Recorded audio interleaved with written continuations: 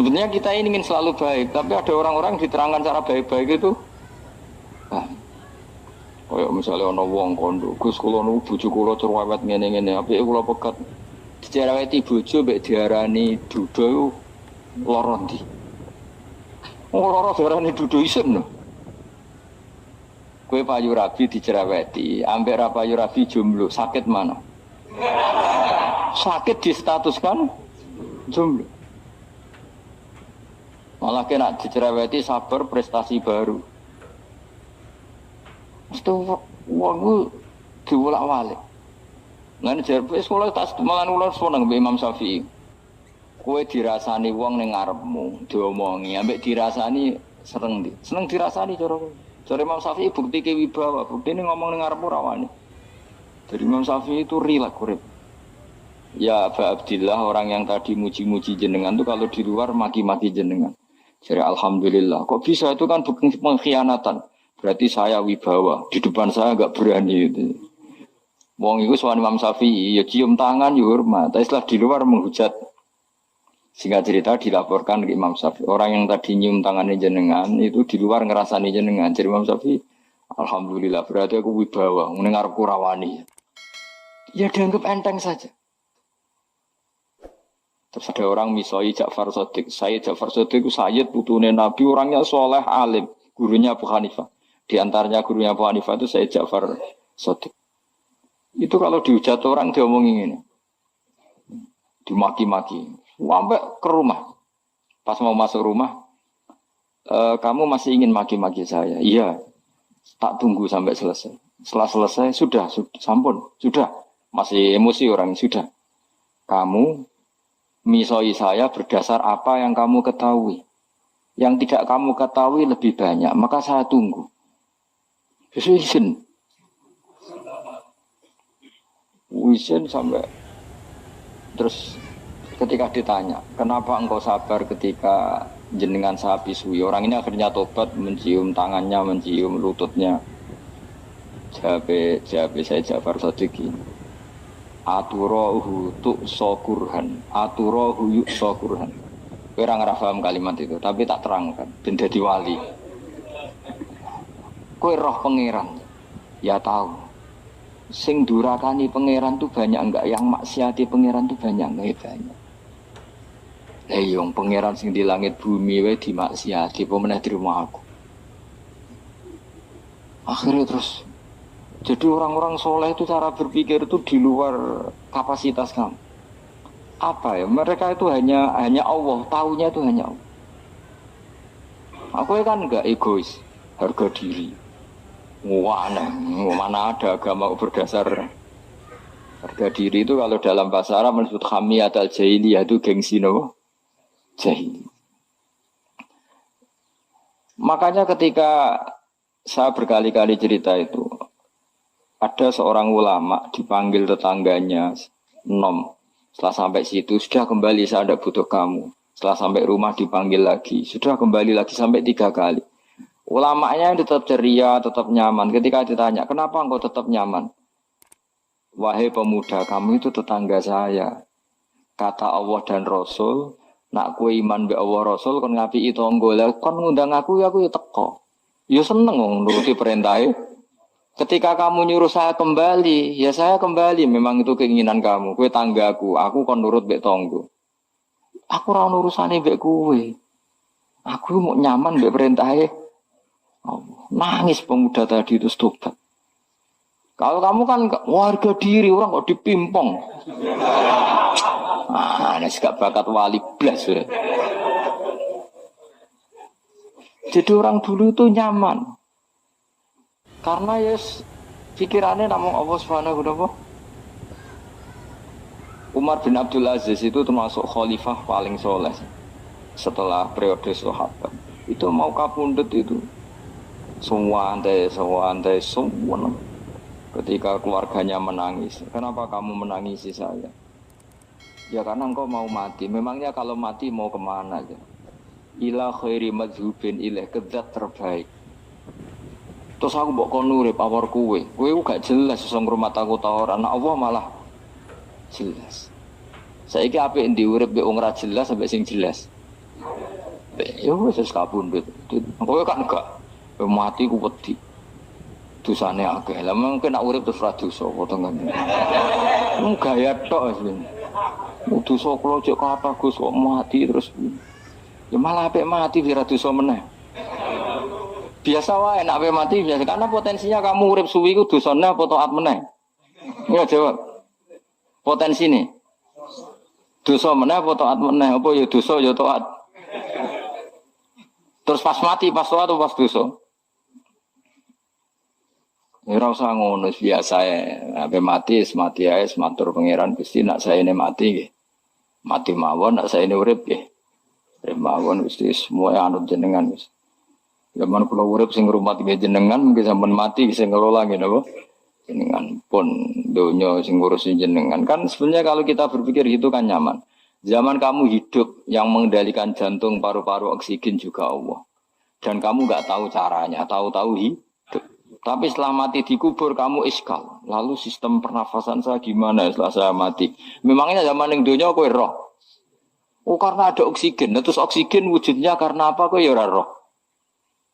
Oksigen dari zat gini lah zat iku kok sapa ya ora roh. Mau gaya tok ngomong mau tetep akhir ora roh. Lan kadang kula gawok mbek wong goblok wis ora roh kabeh dari awal mau alam semoga iku gak usah nerang. Nah, artinya gini, kalau zaman di dunia kamu tidak bisa mengelola diri kamu sendiri, juga sama setelah mati tidak bisa mengelola diri kamu sendiri. Semua itu al-amru biyadil, semua itu dalam kekuasaan Allah Subhanahu wa ta'ala. Ya sudah, alaihi tawakkaltu wa ilaihi unib. Ya sudah, kita pasrah saja dan kita hanya kembali kepada Allah Subhanahu wa ta'ala. Ya sudah, itu agama. Tidak boleh logika pakai akal.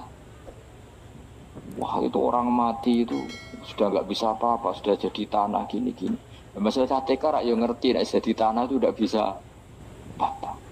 Tapi masalahnya kita ini dikendalikan oleh zat yang bisa mengelola semua. Yaitu Nabi Adam diciptakan juga dari tanah. Ya sudah, hanya berdasar riwayat itu yang kita akhirnya meyakini setelah kita mati juga bisa hidup lagi. Iki rasa khawatir, iblis itu juga iblis ya lemah. Nyatane ya kowe tetap ngaji jalalan. Berarti orang sukses menyesatkan. Kodang di kowe iblis. Ya kodang sampean kon ra ngaji tetap ngaji. Kon paham tetap ra paham. Berarti iblis itu enggak keren loh. Betul, saya setiap melihat orang sholat itu menyaksikan kekalahan apa? Iblis. Jadi iblis itu ya kalah orang kok hebat ya ora. Biasa mawon ora usah sing hebat ya namung pangeran. Dari awal iblis wis menyerah ngadepi orang sing ikhlas. Ikhlas itu dimulai dari awal. Cara bahasa Inggris pokoke hilir sampai hulu sampai hilir kudu ikhlas kabeh. Misale kita duit, yakin nek iku wae Allah. Sehingga kita ketika ngasihkan orang itu kamu enggak merasa itu milik kamu. Sehingga enggak gampang ngundat. Selagi itu kamu benar keduanya awalnya salah itu masih mungkin tidak ikhlas. Uang ini milik saya, tak kasihkan kamu dengan ikhlas. Kalimat milik saya ini menjadikan suatu saat kamu jadi undat-undat karena milik saya. Tapi kalau ikhlasnya dari depan, uang ini milik Allah, ilmunya bahak milik Allah. Terus tak kasihkan kamu juga hambanya. Dari awal kan merasa saya tidak punya apa. Tapi selagi saya ikhlasnya hanya separuh, ilmu saya tak kasihkan kamu karena Allah, berarti masih potensi enggak ikhlas ya. Jadi kalau ngelatih ikhlas itu harus dua-duanya. Kamu punya uang milik Allah, punya ilmu milik Allah, punya jabatan milik Allah, kemudian kamu kasihkan sesuai perintah Allah, itu lebih mudah ikhlas karena la haula wala quwata illa billah. Selagi masih separuh saja salah, itu potensi berikutnya juga ikut salah. Misalnya aku ngurmat yatim mau ikhlas, duitku tak kena. Kata duitku itu menjadikan suatu saat. Dulu tak rumah tuh, saya ini jebule lali aku. Tapi kalau alhamdulillah saya pernah digerakkan Allah ngurmat yatim dengan milik Allah juga. Sehingga kita sekedar pernah melakukan ketaatan ini senang. Enggak penting berikutnya anak yatim ini nanti peduli kita apa enggak, enggak penting. Itu ikhlas ya. Ikhlas itu sesuatu yang semuanya lillahi ta'ala. Dan inna sholati wa nusuki wa mahyaya wa mamati lillahi rabbil alamin. Itu masyhur itu khilafnya ulama. Apakah malaikat itu termasuk umatnya Kanjeng Nabi Muhammad sallallahu alaihi wasallam? Ada ulama yang mengatakan cara pandang Nabi diutus itu untuk mensolehkan yang tidak soleh atau mensolehkan yang potensi tidak soleh. Kan orang itu ada dua, ada yang memang tidak soleh disolehkan, ada yang potensi tidak soleh. Sebetulnya sudah soleh tapi potensi juga tidak soleh, terus disolehkan. Nah malaikat ini kan tidak berpotensi maksiat sehingga nggak butuh nabi.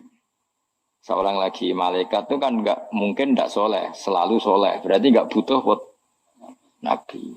Itu cara pikiran Imam Suyuti. Sehingga dia mengatakan Quran itu memperingatkan semuanya kecuali malaikat. Karena malaikat tanpa diperingatkan sudah soleh. Tapi kata ulama yang lain tidak seperti itu. Malaikat tetap senang sebagai umatnya Rasulullah Sallallahu Alaihi Wasallam karena butuh status tasyrif. Tasyrif itu keren. Nanti takoki kowe melok kelompok isopo, melok kelompok Kanjeng Nabi Muhammad Sallallahu Alaihi Wasallam. Sehingga kalau nanti ditanya Allah, mimman anta misalnya, min ummati habibika Muhammad, itu keren. Kayak termasuk umatnya kekasihmu Nabi Muhammad Sallallahu Alaihi Wasallam. Lalu kamu ngikuti apa? Yo min ahsani kitabik, mengikuti kitab terbaikmu ya Allah. Sehingga mereka ikut umatnya Nabi bukan karena disolehkan tapi karena tasrif, satu kehormatan. Itu yang diikuti ulama. Tradisi kita ahli sunnah ngikuti yang pendapat itu, ngikuti bahwa malaikat pun suka dikategorikan umatnya Kanjeng Nabi Muhammad Sallallahu Alaihi Wasallam karena nambahi tasrif. Nambahi apa? Tasrif. Masyhur itu Imam Suyuti dalam hal ini kita ngikuti ulama mayoritas, bukan ngikuti yang ini. Masyhur kan Jibril ditanya, kan itu ketika Jibril ketemu Nabi Muhammad ditanya, untungnya apa kamu jadi safir? Safir itu kira-kira terjemahan bebasnya panitia saya. Jibril itu kan ya jauh dari langit turun bumi, dari langit itu kan jauh. Terus kamu untungnya apa? Karena Jibril itu tahu betul peristiwa yang pernah dilakukan Allah. Yaitu kayak apa malaikat yang di langit bisa diusir karena kesalahan tertentu. Malaikat yang sok suci kayak siapa itu Harut Marut juga dihinakan seperti itu. Dan Jibril tahu betul Allah itu yaf'alu ma yasha. Jadi yang sekarang malaikat bisa saja jadi pokoknya tahu betul Allah bisa melakukan apa saja. Karena Jibril tahu betul Allah, karena dia ketua malaikat. Kan kita tahu misalnya ada sejarah siapa? Harut Marut, dari malaikat menjadi hina seperti itu. Jibril akhirnya tanya, ya sudah, Jibril punya apa, terus ditanya Nabi, kamu untungnya apa setelah jadi safir saya, jadi panitia yang ngurusi wahyu. Terus kata malaikat Jibril, saya tidak pernah merasa aman, apakah saya selalu dalam posisi ini, posisi terhormat, kecuali setelah menjadi safir, menjadi pelayan kamu ketika aku distatuskan oleh Allah apa itu innahu laqaulu rasulin karim dzi quwwatin indadil arsy makin muta'in tamma amin. Terus ganti fa amin tu ba'du, baru setelah itu saya merasa aman bahwa posisi saya aman karena Quran itu abadi ila yaumil qiyamah ila mala mi'adalah, semuanya Quran itu abadi dan di Quran itu saya distatuskan muta'in sama amin. Berarti saya merasa aman, tidak akan dirubah kestatusan saya malaikat semenjak saya jadi safirmu. Intinya Jibril juga mendapat kehormatan karena ngitmai Quran. Paham ya? Makanya kita di sini mengatakan ini pendapat Imam Suyuti, tapi hampir semua ulama berpendapat apa? Malaikat pun ikut mendapat berkahnya Kanjeng Nabi Muhammad Sallallahu Alaihi Wasallam. Jenenge apa? Berkah tasrif, apa berkah apa? Tasrif. Jadi punya status kehormatan. Nah, yang dikatakan Imam Suyuti itu murni logika. Murni logika tadi, yang namanya Quran itu memberi peringatan supaya enggak soleh menjadi soleh, dan malaikat tidak butuh itu karena sudah selalu soleh ya. Jadi itu logika saja. Tapi kita berkeyakinan malaikat pun butuh, tapi untuk